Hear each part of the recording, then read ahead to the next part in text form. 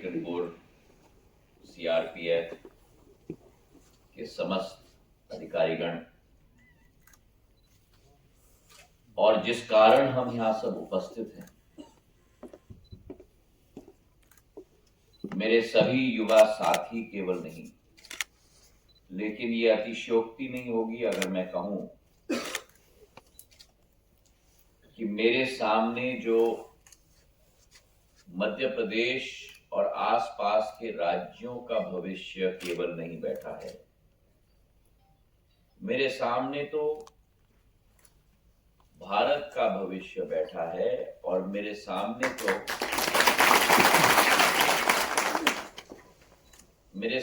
तो भारत का भविष्य बैठा है, और मेरे सामने तो मैं मानता हूं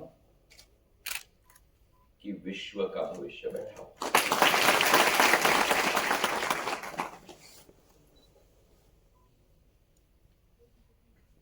मेरे लिए एक भावनात्मक अवसर होता है जब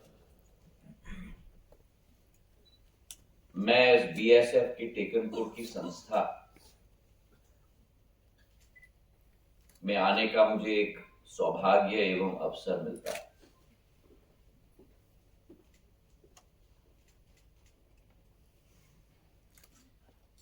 इस संस्था में मैं बाल अवस्था से आता रहा हूं।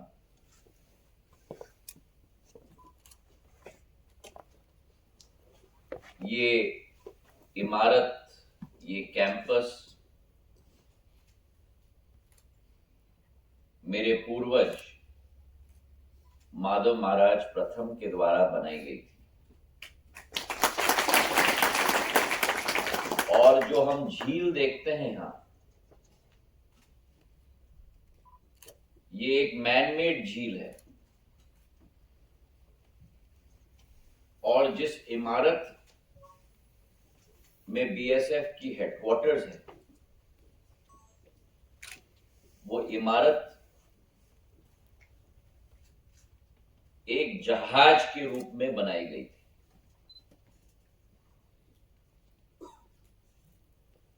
इमारत के मध्य में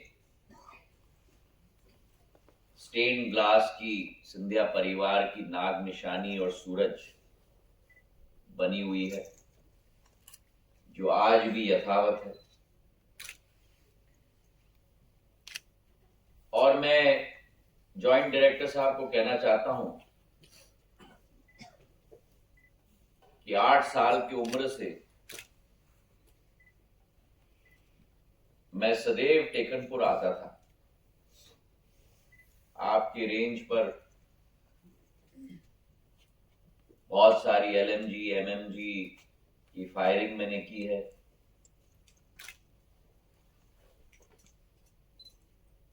रात्रि में नाइट ट्रेसर बुलेट्स की फायरिंग मैंने की है। झील में एक छोटा सा पगोड़ा है, वहां से भी फायरिंग की है। और मेरे जवानों के साथ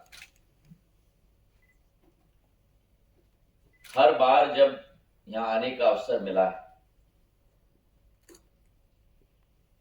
हमारे प्रशिक्षण के सभी जवानों के साथ चर्चा करने के लिए, अनुभव लेने के लिए एक स्वर्णिम मौका मुझे मिला। आज मुझे इस बात का बड़ा गर्व है कि मेरे परिवार ने ये संस्था भारत सरकार को प्रेषित की।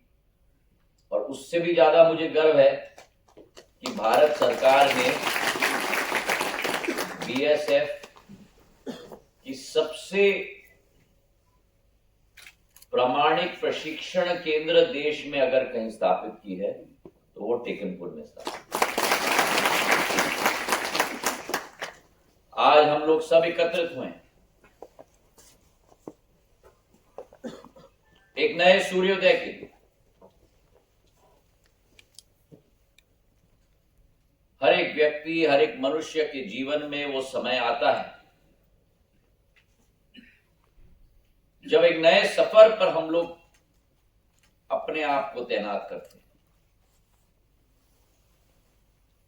आज वो मौका, जिंदगी की वो मोड़ आप लोगों की जिंदगी में आ रही है।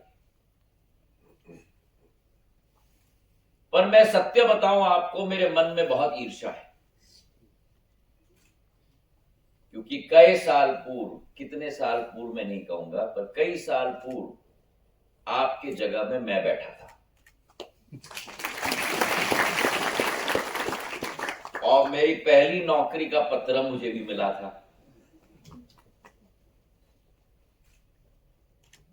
एक चुनौतीपूर्ण समय होता है हर नौजवान की जिंदगी में, जहां पूर्व की इतिहास, पूर्व के परिणाम पर गर्व है, लेकिन एक बेचैनी भी है कि भविष्य के गर्व में हमारे लिए क्या है। लेकिन मेरे समय में और आपके समय में भारत में बहुत अंतर आ चुका।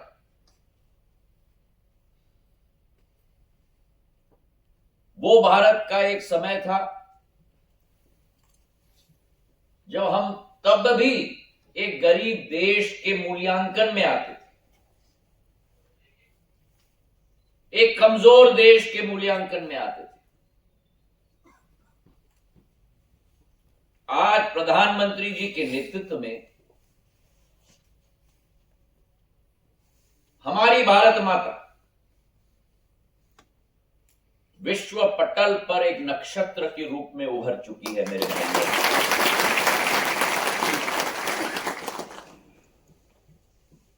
आज देश के किसी कोने में आप जाओगे, विश्व की किसी कोने में जाओगे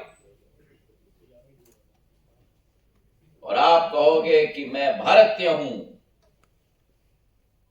तो लोग आपको मान सम्मान के दृष्टिकोण से देखेंगे।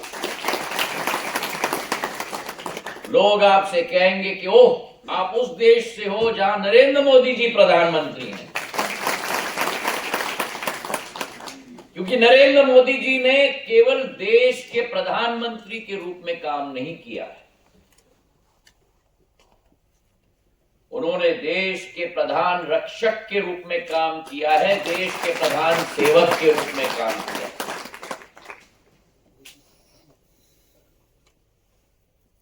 आज एक ऐतिहासिक काल, और ये मैं एक भारतीय होने के नाते कह रहा हूं, केवल भारतीय जनता पार्टी के कार्यकर्ता के नाते नहीं कह रहा हूं, लेकिन जिस कालखंड में आप प्रवेश कर रहे हो,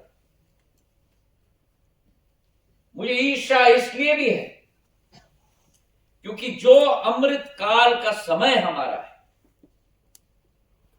उस अमृत काल से 2024 से शताब्दी काल की सफर, ये 23-25 साल की सफर भारत को विश्व का नेतृत्व करने वाला समय होने वाला है। मेरे भाइयों,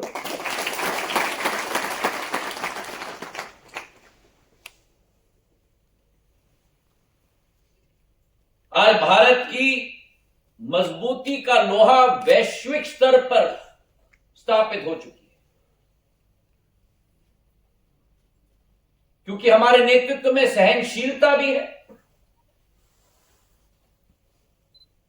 हमारे नेतृत्व में दृढ़ इच्छा शक्ति भी है,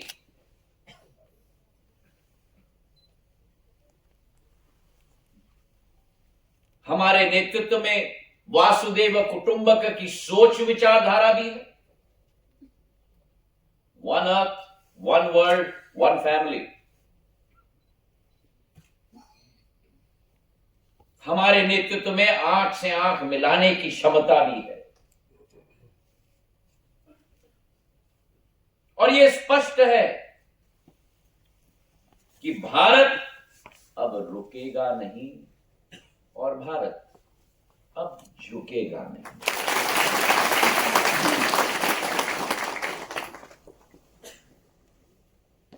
भारत आईटी में, सूचना प्रौद्योगिकी में आज विश्व का नेतृत्व कर रहा है। जो हमारे जमाने में हम सोच नहीं सकते थे। आज भारत सेमीकंडक्टर्स का मैन्युफैक्चरिंग बेस बन चुका है। मेरे जमाने में तो 2G भी नहीं था। मेरे जमाने में हमारी जिंदगी में यह डब्बा नहीं था। कई तरीके से जिंदगी ज्यादा अच्छी भी होती थी। आज 2G 3G नहीं, हमने लीप फ्रॉग कर दिया।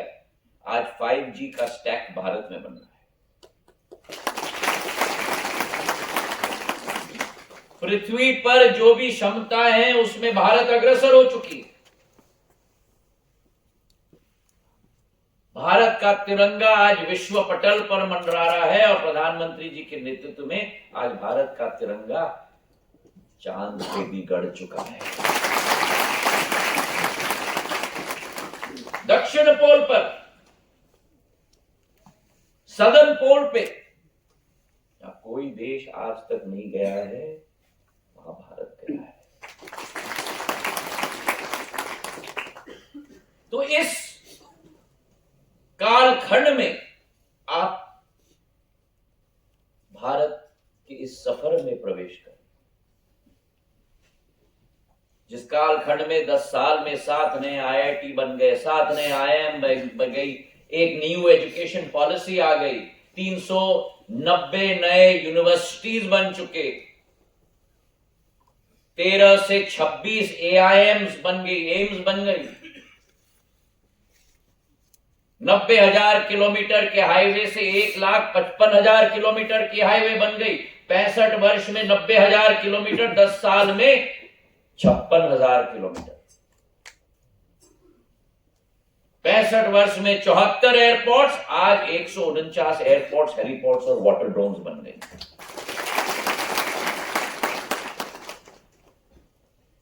हर दृष्टिकोण से भारत आज एक वर्ल्ड लीडर के रूप में उभर रहा है और यह प्रधानमंत्री जी का संकल्प है।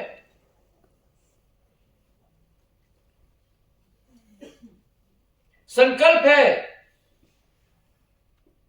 भारत को एक विकासशील देश से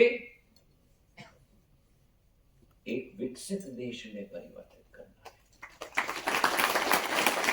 We no longer want to be a developing country. We want to be a developed country. For that, our infrastructure has to be world class.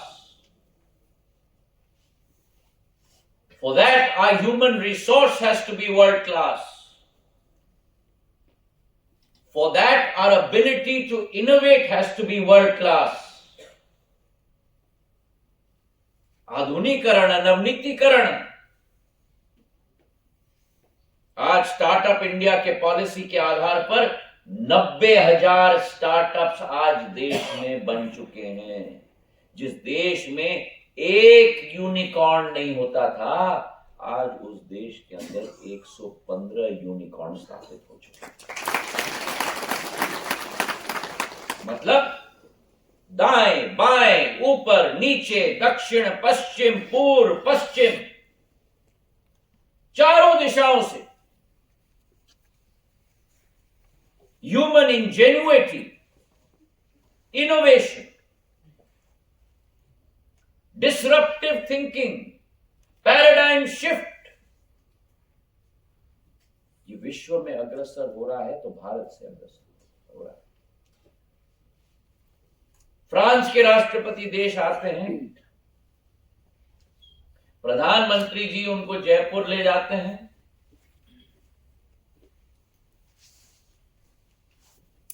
और एक कप चाय उनको अपने मोबाइल के UPI इंटरफेस से खरीदवाते हैं।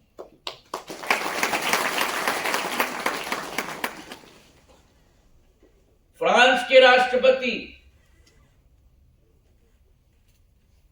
मैक्रों साहब देश के प्रधानमंत्री को कहते हैं आपकी UPI की टेक्नोलॉजी मेरे फ्रांस को दे दीजिए।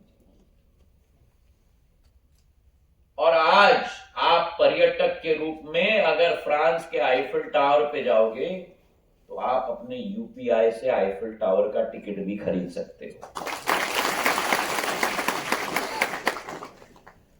कोरोना काल में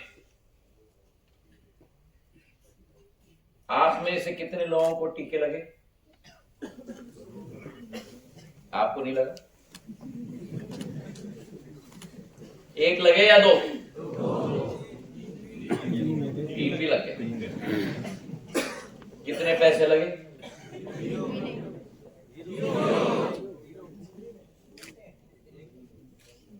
और आपको सर्टिफिकेट मिला कि कहां मिला?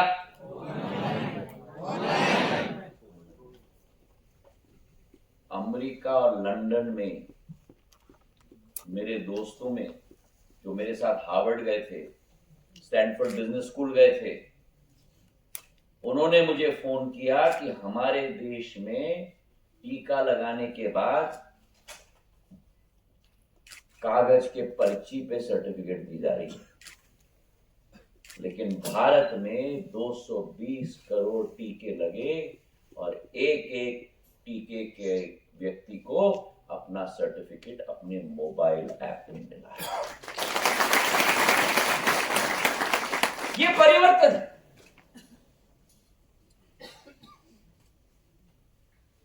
और आज मुझे बड़ी खुशी है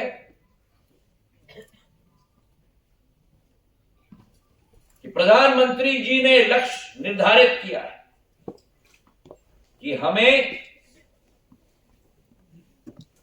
भारत सरकार के तरफ से रोजगार के अवसर प्रदान करने होंगे और एक साल में 10 लाख का टारगेट बनाया है। और आज मुझे इस बात की बड़ी खुशी है कि 12वीं संस्करण में आज टेकनपुर में मेरे 603 मेरे नौजवानों को अपना पहला रोजगार का सर्टिफिकेट मिल रहा है और पूरे देश के अंदर 1 लाख नौजवानों को सर्टिफिकेट।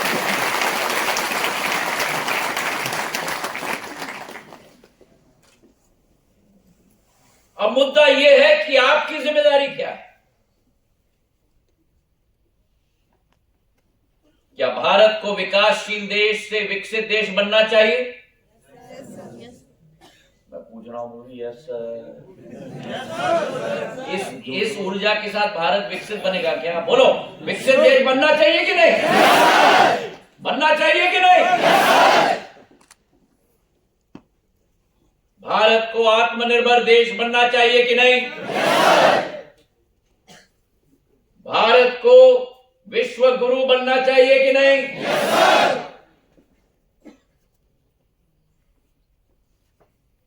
स्पष्टता से कह रहे हो बनना चाहिए? तो अगर भारत को आत्मनिर्भर बनना है, भारत को विश्व गुरु बनना है, भारत को विकसित देश बनना है, तो कौन बनाएगा? अब दोबारा मैं कह रहा हूं, तुम्हें कौन बनाएगा? कौन बनाएगा? कौन बनाएगा? कौन बनाएगा? संकल्प लेते हो मेरे साथ? हम भारत को विकसित देश बनाएंगे, हम भारत को आत्मनिर्भर बनाएंगे,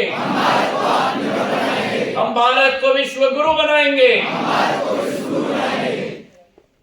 और अगर ये हमारा संकल्प है तो मेरा निवेदन है, प्रधानमंत्री जी के हाथों को मजबूत करो।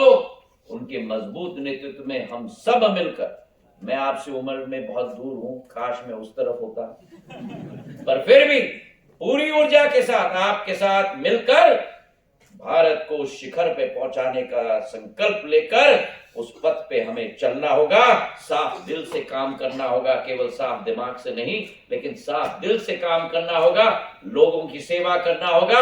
इसी भावना के साथ आपको बहुत बहुत बधाई, धन्यवाद। जय हिंद।